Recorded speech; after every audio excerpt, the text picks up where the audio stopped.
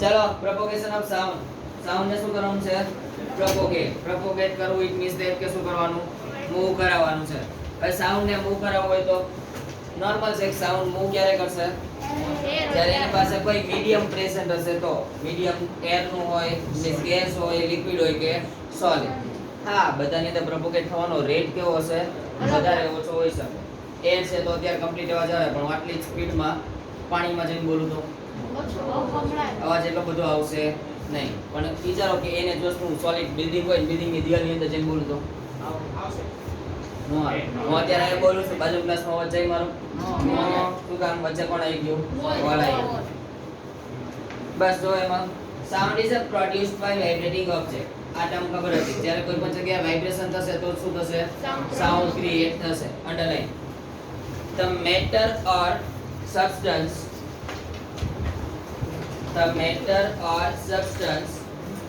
through which sound is transmitted is called the medium. Medium કોને કહેવાય? જે જગ્યાએ તમારો સાઉન્ડ છે શું કરે છે? પાસ થઈ શકે છે, તો એને શું કહેવાય? મીડિયમ. તમે બધા ઇંગ્લિશ મીડિયમમાં છો, ઇંગ્લિશ તમે ઇંગ્લિશમાંથી પાસ થઈ જશો? નો. વાહ, ઇંગ્લિશ ઉપર જ ભરોસો. It can be solid, liquid or gas. Matter કોઈ પણ હોય, સોલિડ હોય, લિક્વિડ હોય કે ગેસ પણ હોઈ શકે. Sound moves through a medium from the point of generation to the listener. હું બોલું છું તો હું કોણ કહેવાય? પ્રોડ્યુસર. પ્રોડ્યુસર એટલે સાઉન્ડ પ્રોડ્યુસ કરવાનો. મૂવીનો પ્રોડ્યુસર આવે એવો નહીં.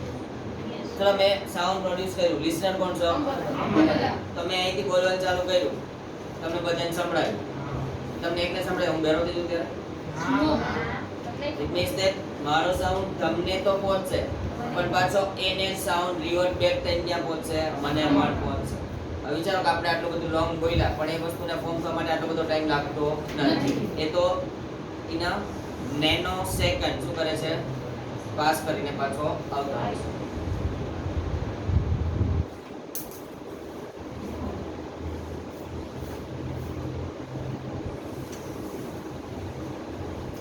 When an object vibrates, it sets the particles of the medium around it vibrating.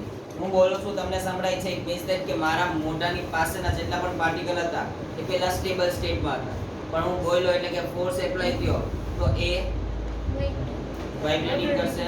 પણ એ વાઇબ્રેશન છે, વાઇબ્રેશન ક્યાં સુધી પહોંચે છે? તમારા સુધી. એટલે તમે શું કરી શકો? એને સાંભળી શકો.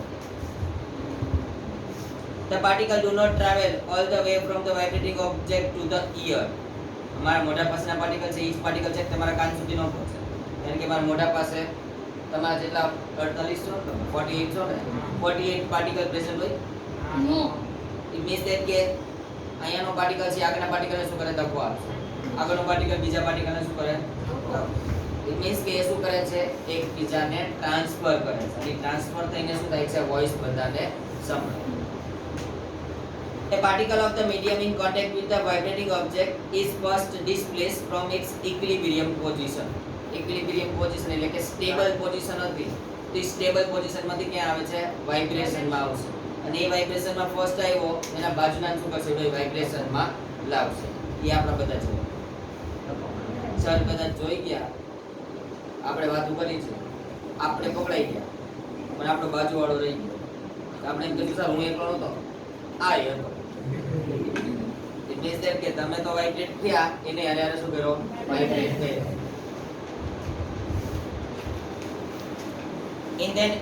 It then exert a force on the adjacent particle.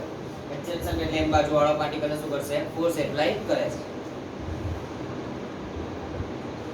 As a result of which adjacent particle get displaced from its position of the rest. હું બોલ્યો, અમારી બાજુના પાર્ટિકલ હતા એ વાઇબ્રેટ થયા, એની આગળના પાર્ટિકલ તો રેસ્ટમાં જ હતા, એને શું કરશે? એની બાજુમાં. After displacing, the adjacent particle of the first particle come back to its original position. એટલે એકવાર વાઇબ્રેશન થયું પછી પાછા ક્યાં જશે? એની મેઇન પોઝિશન પર આવી જશે. બરાબર? This process continues in the medium till the sound reach your ear. આ ક્યાં સુધી ચાલ્યા કરે આવું? જ્યાં સુધી તમને અવાજ સંભળાય ત્યાં સુધી. વિચારો કે ઓબ્જેક્ટ વાઇબ્રેટ ન થતો હતો આપણે બધા બેર આવે કારણ કે અવાજ જ ન આવે આઈ બધાને હોટ ફોકડાઈ જતો રહ્યો. The disturbance created by the source of sound in the medium travel through the medium and not the particle of the medium. તમે જે મીડિયમ ની અંદર જઈને તમે રાડું દેખાડા કરો છો એટલે ડિસ્ટર્બન્સ ક્રિએટ કરો છો તો એ મીડિયમ ઉપર ડિપેન્ડન્ટ છે એના પાર્ટિકલ ઉપર ડિપેન્ડન્ટ નથી. વિચારો તો પાર્ટિકલ તો ગમે જોવા મળે, સોલિડમાં જોવા મળે, લિક્વિડમાં જોવા મળે અને ગેસમાં જોવા મળે. હું જેટલા ફોર્સથી અત્યારે બોલું છું તમને બધાને વોઇસ આવે છે એટલા જ ફોર્સથી બોલું પણ એ પાણીમાં જઈને તો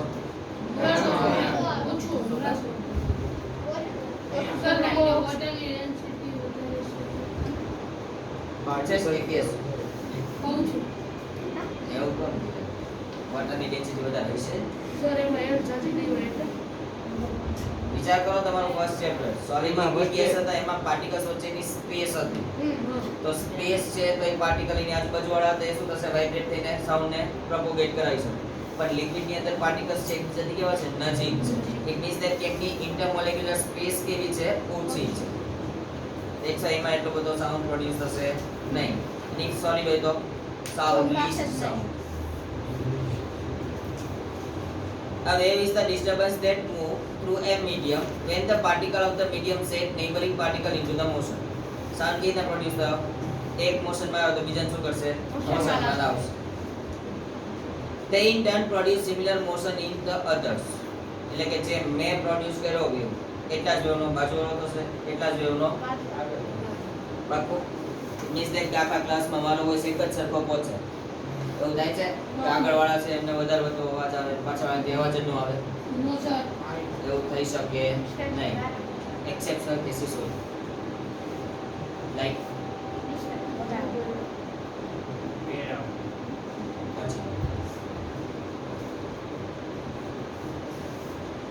The particles of the medium do not move forward themselves but the disturbance is carried forward. એટલે કે પાર્ટિકલ તો એની મીન પોઝિશન ઉપર જ શું થાય છે અપ એન્ડ ડાઉન એટલે કે વાઇબ્રેટ થાય છે પણ એ વાઇબ્રેશન છે એવું બીજાને શું કરે છે ખાલી પાસ કરશે બરાબર. એ પાર્ટિકલ મૂવ કરતો નથી. This is what happen during the propagation of the sound in a medium. એટલે કે આ વસ્તુ propagation of sound માં થાય છે. Hence the sound can be visualized as a wave. Underline. Sound છે કેવી રીતના વિઝ્યુઅલાઇઝ થાય છે વેવ. આપણે કોકોલા મોટા કોઈ હોય મંત્રી હોય કે કોઈ આતંકવાદી હોય જેની જોડે વાત કરતી હોય ને ત્યારે કોઈના ફેસ નો દેખાડ્યા હોય તો ટીવી ચેનલમાં બોલું એરોસ જતા હોય એ શું છે વેવ.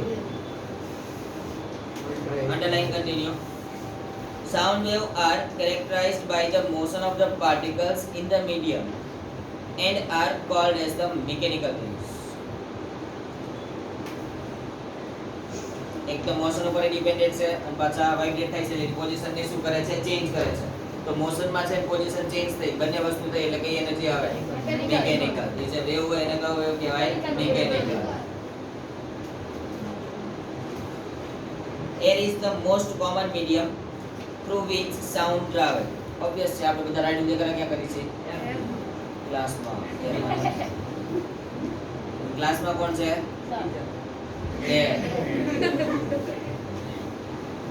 ને કરા વર્ડ જે પહેલો હતો ને એરિયા આપણે એમ નામ કહે છે ત્યારે કોની હવા છે કેવાની વાતાવરણ.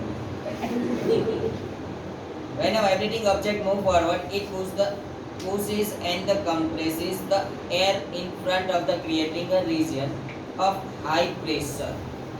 હવે જો તમે વેવ લાઇક નેચર કીધો છે તો હું એવું કહી શકું કે વેવ લાઇક નેચર છે તો આવો નેચર શો કરશે બરાબર. ઇટ મીન્સ ધેટ કે આ જે વેલ્યુ છે ઉપર આ શું શો કરે છે એની આટલી પોઝિશન કેવી છે મેક્સિમમ છે એનાથી ઉપર જતું નથી. તો આવી જે કન્ડિશન છે કે જે પ્રેશર કેવું યુઝ થાય છે હાયર યુઝ થશે કારણ કે હાયર પ્રેશર હશે તો જ તમને પીક વેલ્યુ શો થશે. પીક વેલ્યુ એટલે કે હાઈએસ્ટ મેક્સિમમ વેલ્યુ શો થશે. હવે આ વિચારો કે આ પીક વેલ્યુ મેક્સિમમ વેલ્યુ ક્યારે શો થાય આપણને જ્યારે પ્રેશર મેં હાઈએસ્ટ આપ્યું હતું ત્યારે. જો તમે પ્રેશર હાઈએસ્ટ આપો ને તો એને શેનાથી ડિનોટ કરાય છે C. C it means that compression. શું કહેવાય એને કમ્પ્રેશન.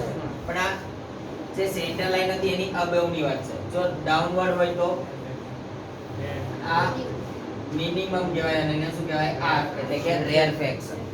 તો રેર ફેક્શન હોય ને ત્યારે મિનિમમ વેલ્યુ છે તો પ્રેશર કેવું હોય વધારે ઓછું પાકું. તો R હશે ત્યારે કેવી વેલ્યુ શો થાય છે લો વેલ્યુ શો થશે પ્રેશરની. જો C હોય તો એની પ્રેશરની વેલ્યુ કેવી શો થશે હાઈએસ્ટ. નીચે તમને એક ડાયાગ્રામ આપ્યું છે એમાં ચેક કરો જે C હશે ને એમાં પાર્ટિકલ્સ નજીક છે પણ જ્યારે R આવે છે ત્યારે એમાં પાર્ટિકલ્સની વચ્ચે ડિસ્ટન્સ બહુ વધારે છે. તો જે C છે ત્યાં પ્રેશર વધારે છે ધેટ્સ વાય પાર્ટિકલ્સ કેવા છે એકબીજાથી નજીક છે. પણ R આવશે ત્યારે કેવા થઈ જશે પાર્ટિકલ એકબીજાથી બહુ જ દૂર જતા થશે. આવડશે? ઓકે ચલો. This region is called as the compression. એટલે કે compression એ ડિફાઇન છે અહીંયા અંડરલાઈન કરી દેજો આખી ડિફાઇનમાં. As shown in figure 12.5, this compression start to move away from the vibrating object. તો જે vibrating object હોય તેનાથી compressions ને reflections દૂર ગયા.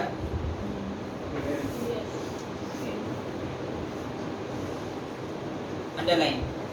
When the vibrating object moves backward, it creates a region of low pressure and is called as the rarefaction. The region of high pressure is known as compression. Region of low pressure is known as rarefaction. As the object moves back and forth rapidly, એટલે કે અવાજ આગળ જાય છે પાછળ ન આવે આમો આવે પાછળ revert back. Rapidly, a series of compression and rarefaction is created in the air. એટલે હું અત્યારે બોલું મને મારો અવાજ પાછો સંભળાય છે તો અહીંયા ઘણા બધા કમ્પ્રેશન અને રેફ્લેક્શન ફોર્મ થઈ ગયા છે. These make the sound wave that propagate through the medium. અને આનાથી શું થાય છે સાઉન્ડ કોઈ પણ મીડિયમ ની અંદર પ્રોપોગેટ થાય છે. Underline. Compression is the region of high pressure and rarefaction is the region of low pressure. Pressure is related to the number of particles of the medium in a given volume. વિચારો કે અત્યારે આ classroom છે આનું volume તમે બધા બેઠા છો ત્યારે જે છે તમે બધા જાઓ પછી આનું વોલ્યુમ ચેન્જ થાય કે આનું નાનું છે વોલ્યુમ ક્લાસનું એટલું છે તમે જાઓ એટલે ક્લાસ નાનો થઈ જાય એ તો એમ નામ જ રહેવાનો છે. પણ જો ખાલી ક્લાસ હોય હું આઈને બૂમ પાડી શકતો મારો વોઇસ ઘણી બધી વાર ટ્રાવેલ કરી મન સંભળાશે પણ તમે બધા હોય તો થશે નહીં. આનું રીઝન એનું મીડિયમ છે શું થયું થોડું ચેન્જ થયું બીકોઝ કે મીડિયમ ની અંદર પહેલા એટલી બધી ડેન્સિટી હતી કે નહોતી પહેલા હતી અહીંયા તમે બધા નહોતા અને પછી તમે બધા આવ્યા તો ડેન્સિટી ઓછી થઈ.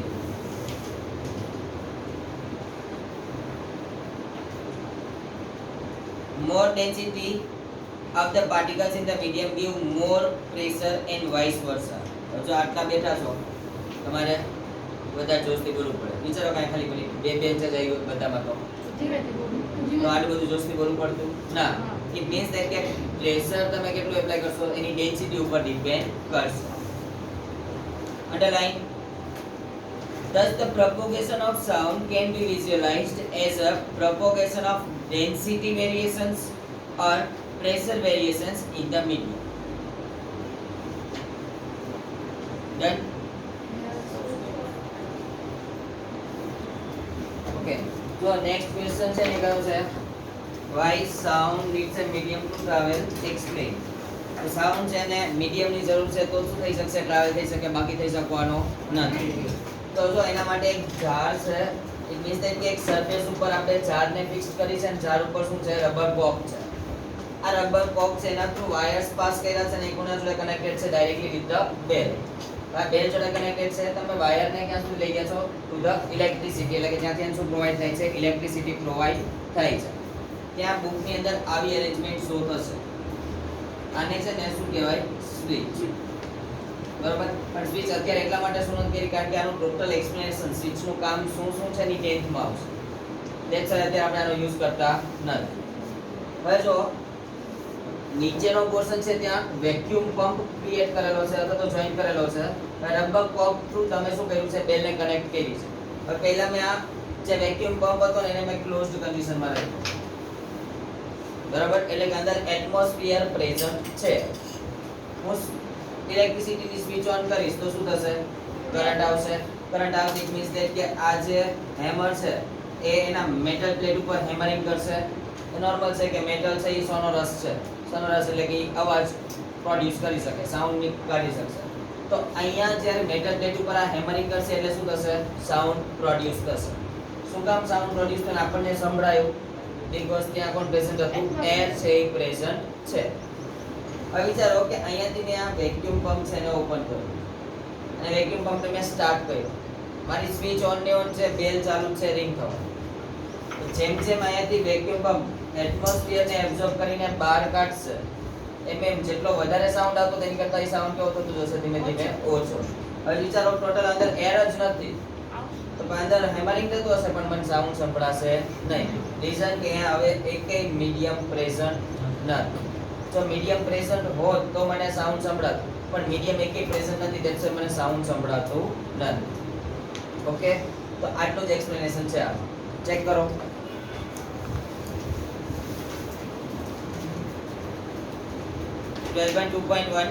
Sound needs a medium to travel. Sound is a mechanical wave and need a material like air, water, steel, etc. એટલે કે તમને સોલિડ, લિક્વિડ ઓર ગેસ ત્રણેયના એક્ઝામ્પલ આપ્યા છે. એ ત્રણમાંથી કોઈ એક મીડિયમ છે શું હોવું જોઈએ? એટલીસ્ટ પ્રેઝન્ટ હોવું જોઈએ. ફોર ઇટ પ્રોપોગેશન, શેના માટે? એને પ્રોપોગેટ થવા માટે. It cannot travel through the vacuum.